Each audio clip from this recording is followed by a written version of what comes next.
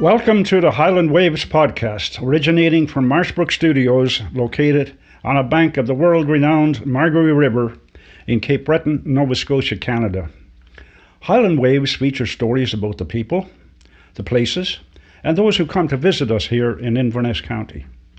I'm Pat Wall, host of Highland Waves, and today it's my privilege and pleasure to welcome to the studio musical prodigy Mr. Joe MacMaster. Good morning, Joe. Good morning.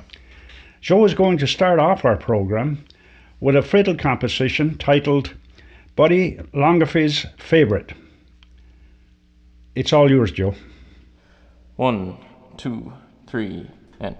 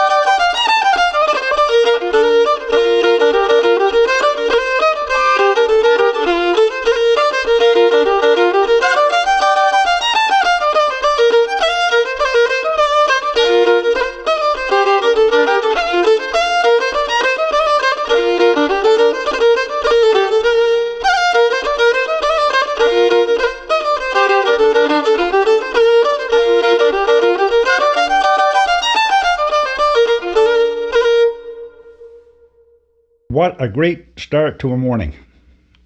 Joe, you obviously excel in fiddle, but also piano and bagpipes, and you've played to audiences not only here in Inverness County, but across Canada, the USA, Denmark, Ireland, and Scotland. That's quite a history. You were born and raised where? I was born in Antigonish, but raised in Troy, so Okay. southern Inverness County. Okay. Were your parents musicians? My father played the guitar. He's on one of his sister Natalie's albums, but they weren't super into it. My exposure to music came more from, I guess, the broader family, my grandparents especially, who only lived a few houses down the road from where I grew up. Can you talk about your musical progression in your early days? Yeah, I always loved music. My father was very musical, but it wasn't so much Celtic music that he was into. He was a big Stevie Ray Vaughan fan. Okay. And so he played, he had a guitar, he played electric guitar, acoustic guitar, did play a bit of Celtic, and I was always exposed to it, but I never really got into it until I was a teenager. So my aunt is Natalie MacMaster, who's quite the player, of course. Yes. And I always grew up hearing her and being at her concerts. Whenever she was home, there'd be music and house parties at my grandparents' place, so I was around it a lot. But I never really got into it until, I guess I was 13. I got really into my heritage, the Scottish Gaelic heritage. They were teaching Gaelic in the schools at the time. I went to school in Port Hood for elementary and Mabel for high school. And so I got really into the Gaelic, and that led to getting into Gaelic music. So I was fascinated with the bagpipes at that time. And I ended up I think it was March 2013. Me and my brothers all got we went to the Gaelic College for the March break session. Anyway, I took piping because I was interested in it. And the teacher, Kenneth McKenzie, went and, I'm told this, I guess he went and found my mother after the weekend was over and encouraged her to put me into piping lessons. He said, make sure he has potential, make sure he keeps with it. So shortly after, I started taking piping lessons every Tuesday evening with a man named Wally Ellison. He lived on West Bay Road. God rest his soul. So I went there every day every Tuesday for a year, and he taught me the groundwork of piping. But I guess it would have been a year and a half. So that was March of 2013, and then it was September of 2014. I was in grade 10, and there was a music class. So I was, deep into Scotch music at this time. I was listening to fiddle music all the time because we had fiddle CDs all over the house. And so we had this music class, and there were, I think, maybe 22 students, but only 21 fiddles. The opening unit of the class was fiddle.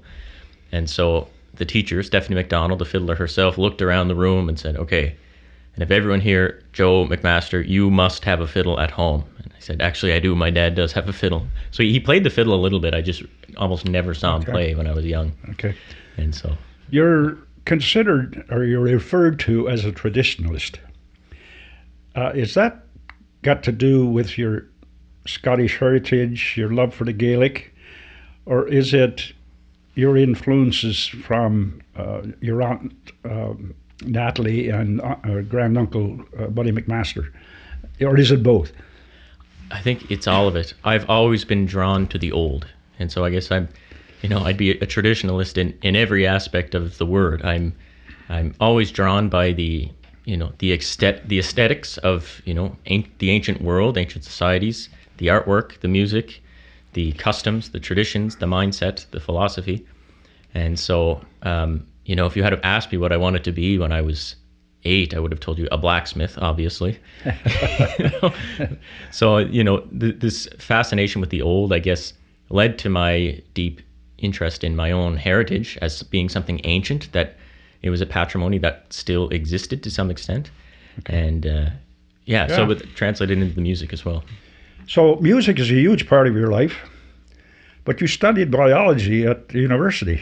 What led you to that direction?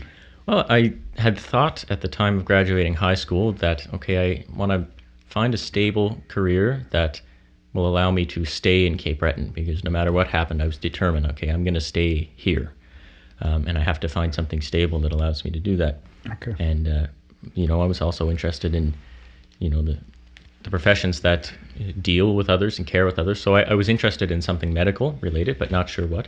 And initially thought dentistry. Then I was interested in, chiropractic or another field of medicine, but it didn't take more than a year and a half of university before I realized, I had this other calling to the priesthood. But I finished the biology degree anyway. Okay. So, did you study music at all in university? No. No. Okay. Now you're studying in the Masters of Divinity program at St. Augustine's Seminary in Toronto, mm-hmm. and eventually you're going to be a Roman Catholic priest. Mm-hmm. Where are you in that program now? Well, it's for me in total, it's a 6-year program, and I'm about to enter my 6th year. Okay. So they call it fourth theology. It's kind of confusing because the year of formation you're in doesn't necessarily line up with the year of study, because you usually study philosophy and then theology, okay. And then you have a year in a parish and on a propedeutic year. And so I'm just about at the end. Okay. What factors or life experience led you in that direction? Well, I can remember being 4 years old, and there was a religious order named the Franciscan Friars of the Renewal, well-known founder, Father Benedict Grichel. And anyway, we had a family friend who was a friar, and they came to Cape Breton in 2004 to do parish mission work, and they stayed with us. So my parents and me and my 3 brothers, I was the oldest. At 4 years old, I remember being very captivated by them. And they look striking. They've got shaved heads and giant beards and a gray Franciscan habit with this rope cord that they wear around. And so it's a kind of striking thing to see as a kid. But I was so impressed with them, and I knew really at that young age, they serve God and they serve the poor, and I thought, that's what I want to do. Okay. And so that was the seeds of thinking I wanted to be a priest. And when I was young, I thought I'd be a Franciscan. Okay. But were your parents very religious, deeply faithful? Deeply. Yeah. Okay. Yeah, very deeply. Did the decision to enter the seminary influence your music? Not particularly. Although I guess now at this point I've taken a step back, it would be hard not to, because at the height of my playing the fiddle in the summers, I'd be playing usually 2-3 hour gigs a day. I'd play maybe the 3-hour lunch ceilidh at the Celtic Music Centre and then go and play a dance that evening or something like that, every day for, a whole summer. So it can become pretty pretty all consuming. And so naturally, as, ordination approaches in that, it's, the different, I guess, movements in the spiritual life, it's become quite natural. Okay, music will, it's still something I do to some extent, but it takes a backseat to the formation, definitely, when it has to. Okay. Has your seminary experience changed the way you understand music?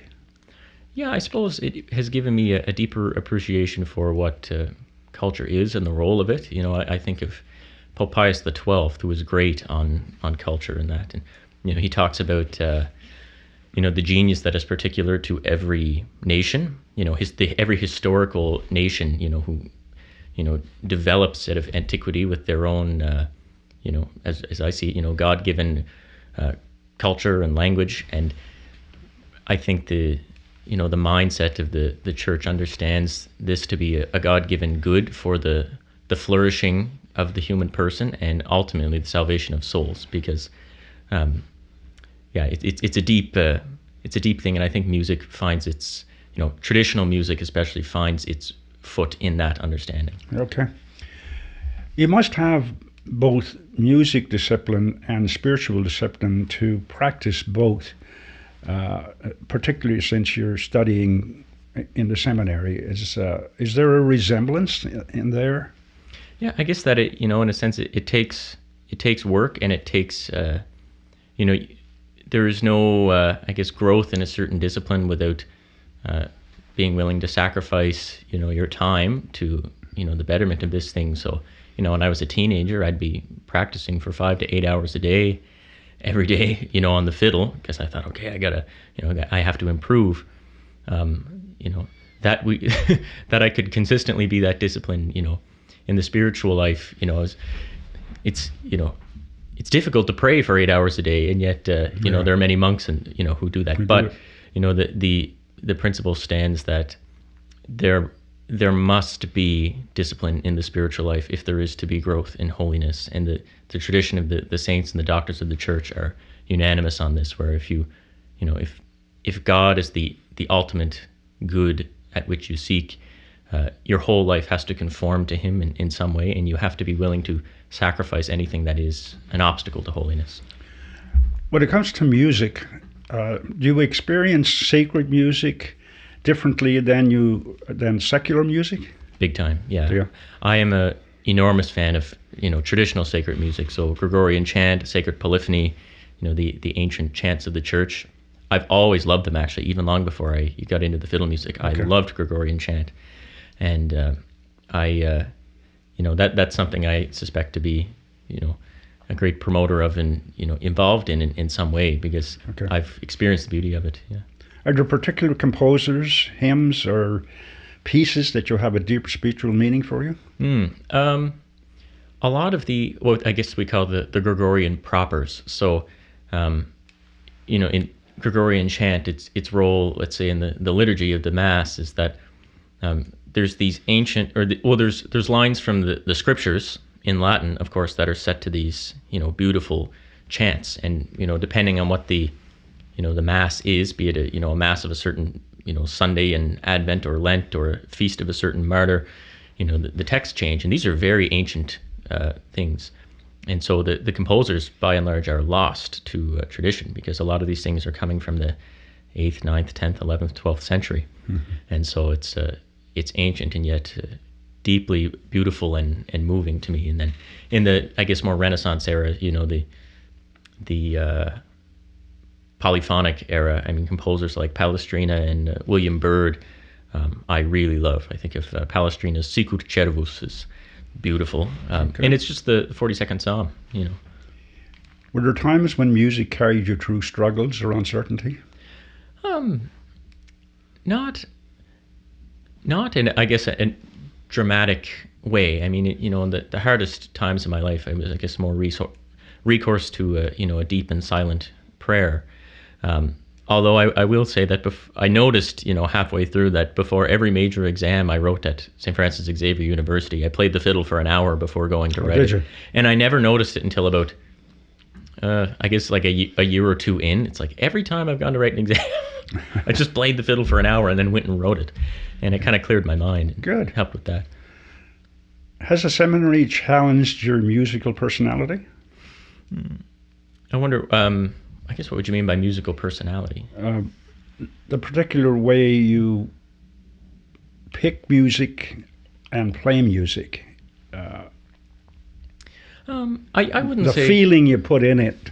Yeah, I see what you mean.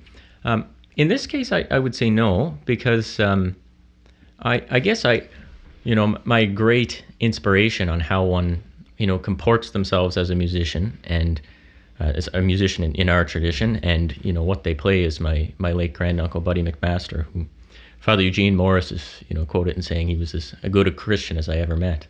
And Buddy was renowned for his deep interior prayer life and his piety, and he was a genuinely good man. And so a lot of the anecdotes of how he comported himself as a musician have made their way to me, and I always try to emulate him in that way. Even wherever he would go, he would to play for something, he would wear a white shirt and tie. Yeah. And I've always tried to emulate that as a sign of respect to those who have come out to listen. What do you think the church can learn from musicians? Well, I guess normally I'd frame it, the other way. But, a lot of, if you think of beauty is one of the transcendentals, the three things that are truth, beauty, and goodness. We call them the transcendentals. They're the ways we experience God. God is true, good, and beautiful. And so, they're not isolated. So where there is something truly beautiful, there is something true. So beauty communicates the truth, and the truth is a person. It's Christ, it's God. And so I think where there is a music that is communicating true beauty, in the real sense of the word, God must be present in some way, because where the transcendentals of truth, goodness, and beauty are, he is there in some way. What is your opinion as to whether modern culture takes time for silence, contemplation, and sacred art? It doesn't. There's a great book by Cardinal Robert Serra called The Power of Silence Against the Dictatorship of Noise. And it's a wonderful and challenging book. And I forget which thinker he cited in saying this. Might have been Pascal, but he said the problem of, the biggest problem of today is that people cannot sit quietly in their rooms. And, the contemplative aspect of the soul, in this day and age of a sort of consumerism, especially with regard to media, you go on the internet and videos are short and flashy and designed to, catch your attention span for a second and then move on to the next thing. And that's, of course, detrimental, and it's, very few of us are immune to that. I'm not an exception, but I think traditional music and sacred music and that which was proper to the ancients, might be an antidote to that, where it requires a little bit of investment in order to really reap the riches of it. If you're going to look at a painting of Raphael, okay, on the first level, it's beautiful when you look at it, but it requires some work to really dig in and understand. Same if you're reading one of the great classical authors. So the things that are best and most beautiful actually do take work. And if we understand leisure as, work that is taken on for its own good rather than a good of another, I think there's a wisdom in the ancients. Absolutely. What advice would you give young people who feel drawn to the church and to music? Go all in, I guess, in terms of, pursue holiness to the limits of your capacity, and love the church and love her patrimony. We have the greatest patrimony of art in the world. If you walk around, Rome or the Vatican, where a lot of these, things exist, or you listen to the, enormous corpus of sacred music that has been composed over the last 2,000 years, you will never really run out of material for contemplation. And there is so much joy and personal growth, I guess, to be reaped from that. Is God teaching you something special through your music? Counterintuitively, I think God is always teaching us. But, one thing that I have experienced, especially, more and more over the past year, which, maybe some people will disagree with, is that, sometimes he gives you a good thing that he might also ask back. And I don't say this as though I'm going to give up music or something, but, as I, approach, God willing, sacred orders, there's definitely going to be a greater detachment from it than I, had to have in the past. And, I guess it's what does God teach? Sometimes through, the created goods he gives us, he teaches us what the hierarchy of goods are. And, sometimes we have to, sacrifice a lower created good if that's what it takes to pursue the highest good. So, it's not that I think this is going to happen, but it's definitely the case that if I ever discerned that, my music or traditional music was becoming an obstacle to holiness in some way, then absolutely I would have to give it up. Okay. But as I always say, I don't think that's necessarily going to be the case. Okay. What does harmony mean to you, not just in music and faith, but in life in general? Yes, well, the classical Roman understanding of harmony came from architecture before it came from music. And so it was all things in their, proper proportion. And so I guess I think of harmonies in terms of the virtues, where, Aristotle said that the virtue is, generally a mean between two extremes. And the only virtue for which there is no limit is that of charity. God being love, you cannot excel in charity. But I think harmony in terms of the proper ordering and integration of all aspects of the human life, as something to be sought, as Christ says, seek first the kingdom and the rest will be added to you. And I think there is a certain overall harmony of, one's life and activities that is the natural byproduct of seeking the life of holiness. Okay. Has there ever been a moment when music felt like prayer? There's people that would definitely disagree with me on this. I would say not Scotch music in particular. It's always something good. It's always something that inclines me to gratitude. Never prayer per se. Sacred music definitely. Sacred music is prayer by definition. The words of it are prayer. I wouldn't say that. I'm not one of the people that feel that I'm closer to God, playing the fiddle than anywhere else. That's not true. But it's definitely a good that brings me closer to other people, and gives me a great sense of gratitude, and has cultivated discipline and virtues in me and in other ways. Have you ever had a musical or liturgical experience that changed you deeply? Yes. Seeing a deeply holy priest celebrate the Mass reverently has changed me, because there's an encounter with truth and beauty in its highest form, and experiencing the ancient sacred music in its original context, in the Mass, that's deeply moving. Okay. Is there a question people never ask you that you wish they would? That's nothing comes to mind. So. I wish I could have thought about that a bit more. So if people often ask about, music and the faith, sometimes, there probably is. I'm probably just not thinking about it. I don't want to take up too much time, but okay. I think one might be,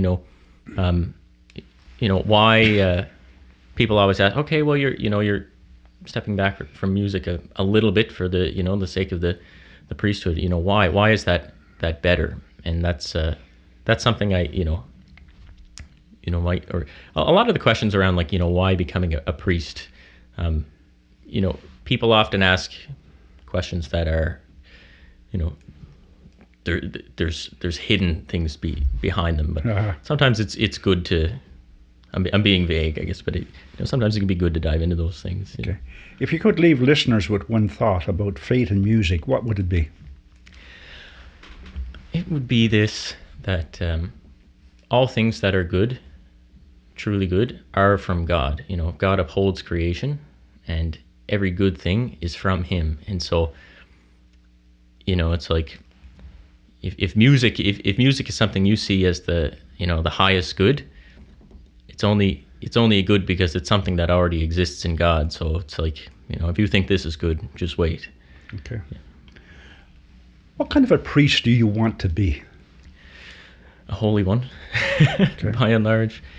You know, something that's been coming up in, you know, prayer recently is, you know, the Lord's words, you know, I have come to cast fire upon the earth, and how I wish it were already burning. And there's a lot of imagery in the scriptures of, you know, God as a consuming fire. And it's, you know, a lot of the saints, John of the Cross, a great saint, talks about this, where, you know, the priest who reaches, you know, great holiness, it's almost like when a log is on fire. He uses this imagery, you know, really like burning in the midst of a wood stove.